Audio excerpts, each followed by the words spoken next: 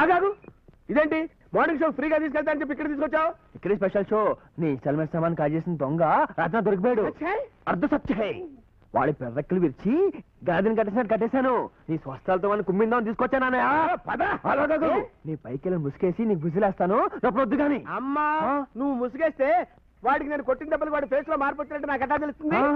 నువ్వు వాడిని చూసినా వాడు నిన్ను చూసినా నిన్ను గుర్తుపట్టి పగబట్టి గుర్ర మీద వచ్చి నీ గుండెలు చీలుస్తాడు. అమ్మా, అంత హారర్ స్టోరీ ఉందా? అయితే లాభం లేదు, నువ్వు వెళ్ళి ముసుగేసి విదిలే. నేను వచ్చి విసుగు పుట్టిన కుమ్ము వదిలి పెడతా.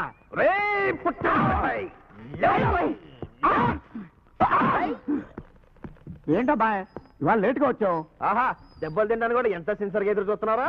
ఇవాళ నీకోసం స్పెషల్ గెస్ట్ తీసుకొచ్చాను.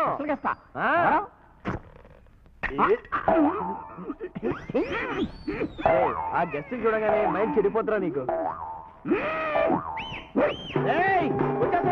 నువ్వు అయిపోయావే. వీడేనా బడా చోర్? ఎస్, వీడే దొంగలకి దొంగ. వీడు అబ్బా దొంగే, వీడు కొడుకు దొంగ. ఫ్యామిలీ మొత్తం దొంగలే అనమాట. అమ్మమ్మమ్మ, వీళ్ళ ఫ్యామిలీలో ఒక్కడిని కూడా మిగిల్చడానికి వీల్లేదు. ముందు వీడి చెప్పేసి ఆ ఎగ్జామ్ వీడితో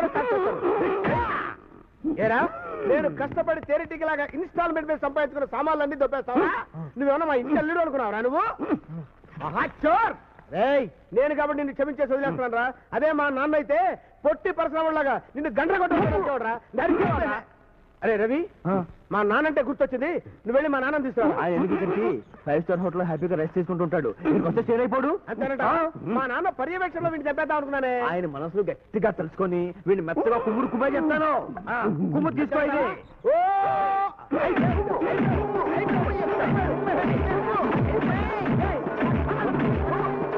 కుమ్ముడంటే మళ్ళీ గుర్తొచ్చింది.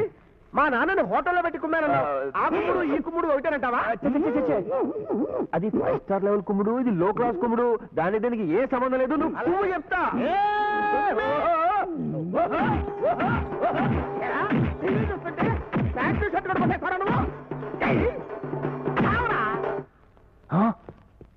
చచ్చిపోలేదు కదా, శవం తీసుకెళ్ళిపోదామా? ఈ దరిద్రం మనకెందుకు కానీ వాడి శవం వాడిని ఉంచుకొని మనం పదం పద.